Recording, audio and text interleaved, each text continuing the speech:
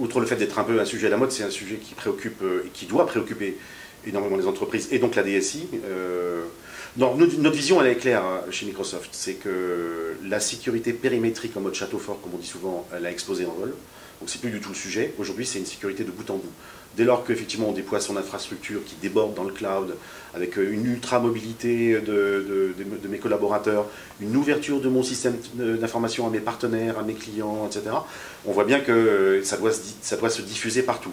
Donc nous, on a mis en place un certain nombre de solutions. Vous savez qu'en fait, on capture 16 milliards d'événements liés à la sécurité par jour sur l'ensemble de nos infrastructures, ce qui nous permet effectivement de déverser ça dans des data lakes et d'avoir des algorithmes type machine learning, notamment pour faire de l'anticipation, mais aussi pour nourrir les nouvelles fonctionnalités de nos produits comme Azure Threat Protection ou même Windows 10. Et donc nous, on a déployé ces solutions-là de Microsoft, puisqu'en fait, encore une fois, on est la vitrine de la maison, pour avoir une sécurité de bout en bout, implémenter des solutions de conditional access, comme on dit, accès conditionné au contexte dans lequel se trouve le collaborateur et lorsqu'il formule sa requête.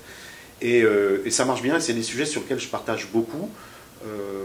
Mais encore une fois de bout en bout. En fait, ce qui est important, c'est de savoir comment on mesure la confiance d'une requête qui atteint le système d'information. Et pour nous, c'est pas un problème de device, c'est pas un problème d'identification, c'est un peu tout ça.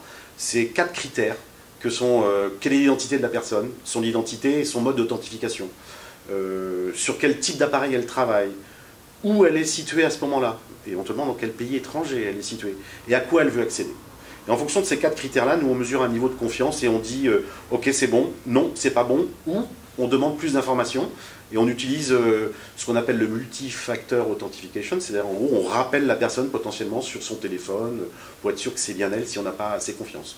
Donc c'est ce qu'on appelle l'accès conditionné en fonction de tout un contexte utilisateur. Alors cet accès conditionné est déployé sur l'ensemble des infrastructures de Microsoft, nos clients d'ailleurs peuvent aussi en bénéficier.